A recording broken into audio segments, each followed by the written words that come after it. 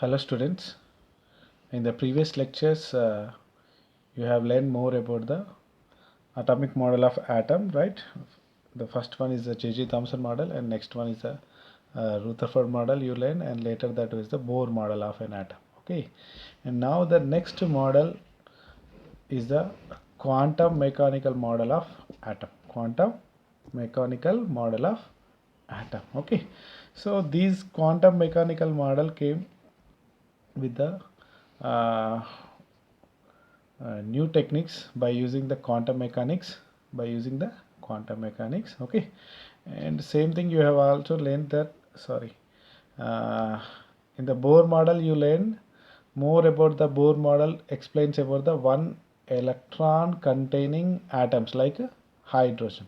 Okay, and you also learn hydrogen like atoms, helium plus and lithium plus 2. These are all contains the only one electron. Okay, so Bohr successfully able to explain the only one electron containing atoms, right? Okay, but come to the multi electrons containing atom, he couldn't explain the complete structure of an atom. Okay, and now in this you can see the in a quantum mechanical model of atom you will see the various the atoms with the multiple electrons. Okay, so what is the Bohr's theory? The failures, right? The limitations you already learned in the previous classes, right? And simply one important point I want to mention you is that what the Bohr said, generally the electrons around the nucleus revolves in a particular orbit. Okay, that is only the Bohr said, right? Okay, very simple like this. If this is a nucleus, and what said, the electron revolve around the nucleus in a particular path. Okay, and this he said the path is nothing but an orbit. It is an orbit. Okay, but come to the quantum mechanical atom, they will say that there is no particular path, there is no exact particular path. You okay, that we can see later. But before going to this quantum mechanical model of atom, we are going to see two more new concept. Okay, those are again very useful to understand the quantum mechanical model of atom. Okay, so that quantum mechanical model of atom explain the uh, atomic models by using these two concepts. Okay, so what are the concepts? The first one is a dual behavior of matter, another one is a Heisenberg uncertainty principle. Okay, dual behavior of matter and Heisenberg uncertainty principle. Okay, so these you can see under the quantum mechanical consideration of subatomic particles, right? So in that first you see the dual behavior of matter. So what is this dual behavior of matter is that already you know, in the radiations, light, electromagnetic radiation, you learned the electromagnetic radiation possess two kinds of nature, right? Electromagnetic radiation, that simply you can light, it possesses the two kinds of nature. Okay, the Einstein, they said the EMR, electromagnetic radiation, possesses the particle nature as well as the wave nature. Okay, so that is the reason why EMR, electromagnetic radiation, they call it as a dual nature. Okay, this is nothing but the dual nature. So very similar to that, here is also the French physicist De Broglie in a year of 1924 proposed that the matter like radiation should also exhibit the dual behavior, both particle and wave like properties. Okay, what he said, very similar to the radiation, the matter also possesses the dual behavior, that is nothing but the particle nature as well as the wave nature, particle nature as well as wave nature. Okay, what is the matter? You know that everything in the universe with the mass, that nothing but a matter. Okay, and come to the chemistry in an atom, what are the particles, generally those are the subatomic particles. Okay, electrons, protons and neutrons. Okay, but don't worry about the protons and neutrons. They already we know those are there in the, those are available in the nucleus. Okay, now come to the electrons. Come to the electrons. Okay, here is he applied this same principle for the electrons also. Electrons also. Okay, so what we can say simply, the de Broglie, what he proposed, electrons in the atoms exhibit the dual behavior, very similar to the radiation. You can say simply the electrons also exhibit the dual behavior, very similar to the radiation, right? Okay, so earlier what the Bohr said, the electron, if this is in the nucleus, if this is the electron, you assume it is a particle, and that rotates around the nucleus in a particular path, earlier. Okay, but what the de Broglie said, he said not only the particle nature, it also possesses the wave nature. That means whatever the electron which revolve around the nucleus in a path with some wave kind nature, okay, so that means simply the electrons cannot revolve in a particular one. Okay, so it revolves around the nucleus with some wave kind of nature, okay, so that is the reason it has a wave nature, as well as you can say it is revolving around it, so it has a particle nature. Okay, so both character it has, right? And because of that, electrons possess the momentum as well as the wavelength. You know that generally electrons are revolving around the nucleus, means obviously it should have some momentum, right?